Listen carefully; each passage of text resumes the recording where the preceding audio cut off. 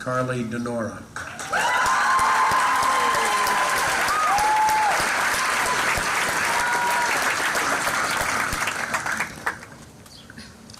Freshmen, 1,099 days until graduation. Seniors, 0 days until graduation. For those of you who aren't quite sure what that means, basically every Thursday night we have formal dinner in the dining hall, and the dining hall stewards announce how many days until graduation for the freshmen and seniors. I remember being a freshman and thinking that number would never go down. Each time the seniors were announced, it would significantly get smaller, but for us freshmen, not so much. It seemed as if graduation would always be 1,000 days away, but here we are today. Little things like this announcement at formal dinner made Kent unique and special to me.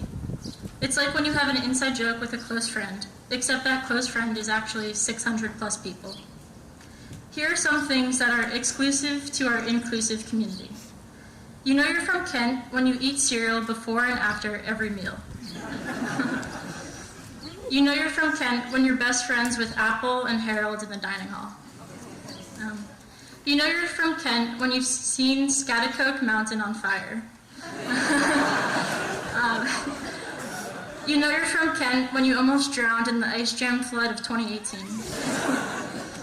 You know you're from Kent when you're trying to take a nap, but the chapel bells are ringing nonstop. You know you're from Kent when the people who work at the snack bar know your order by heart. You know you're from Kent when screaming in the hallways can only mean one thing, a headmaster's holiday. And you know you're from Kent when the sandbox doesn't actually have sand in it and Senior Beach isn't actually a beach. All these things make Kent unique and let us remember that we're all in the same boat. After 4 years of being here, I've learned a lot about myself, and having conversations with people from different backgrounds has given me so much insight to a world beyond my own. There's one conversation that really sticks out in my mind. Someone asked me, "Carly, what's your biggest fear?" I sat there unable to answer the question because so much in this world frightens me to the core. But I realized all those things were outside my control. The two biggest things that are in my control are my attitude and my actions. And that's what scared me the most because I knew I could mess those up. Things in my personal control are my whole responsibility and there's no one else to blame. So back to the question, what is my biggest fear? It's regret. Ever since my grandma died during my sophomore year, I really started to look at my life differently. The last thing I said to my grandma before she died was, "I love you." Although she was gone, I was so happy that our last interaction ended the way that I truly felt.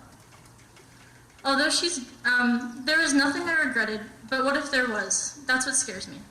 My grandma was my best friend, and when she passed, I realized that I wasn't connecting enough with people or taking advantages of the opportunities I had. I knew I needed to do more because, as cliche as it is, this life is so short, and I don't want to come at the end of my life or someone else's knowing that I could have done more.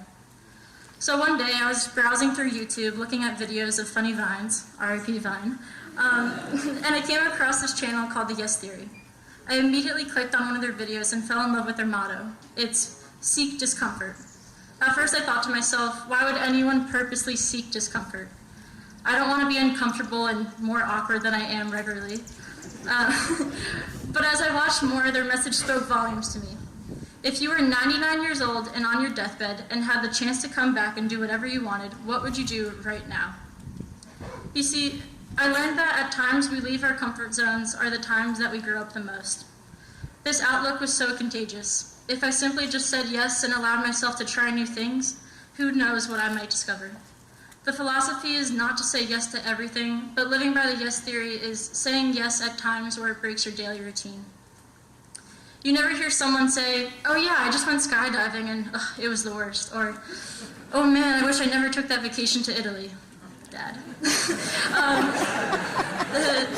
No, because those moments when you say yes and just go for it are those moments that can truly make you happy. Don't nourish your fears more than you nourish your hopes. Take a risk and do something that breaks your daily routine. If we're all able to not take ourselves so seriously and learn to say yes to forgive old things, accept new things, and search for more things, our lives would be filled with much more light and freedom. Father Shell once told Tyler and I that you must live your life like you're 5 years old and an adult at the same time. It was such a simple but insightful thing to hear. The beautiful balance of dealing with your expectations and responsibilities while still having fun and saying yes to new experiences is what I took from the conversation. I often imagine my life as a timeline. Within that short time that we have, I don't want to live with regret because I didn't do something that I hoped I would do. So, class of 2018 and all family and friends here today, I want you all to take a step back and look at your life in the grand scheme of things. What do you want to do before you die? Make a list of things you want to do, whether it be as small as starting a conversation with a stranger or as big as going to space. Say yes to the things that scare you because they excite you so much. When you make the conscious decision to say yes, you open the gates of opportunity and growth. Allow yourself to have the freedom and ability to choose what you want to learn and bring into your life, because from there, passion is created and regret is defeated. As I look at all of you today, I can say that I have zero regret in my decision to come to Kent. As I said yes to this new adventure 4 years ago, I embarked on a journey that has connected me to so many people who I can genuinely call my friends, mentors, and heroes. Like Mr. Sullivan said yesterday, students pick Kent because of the people.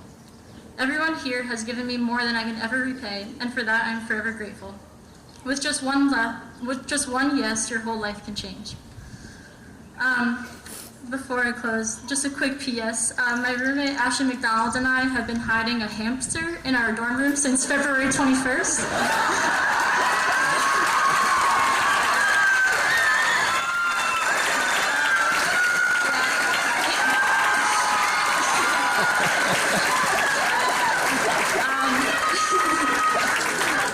His name is Doug. You should come say hi, room 309 in Field. Yeah, so thank you to everyone. I love you all, and congratulations to the class of 2018.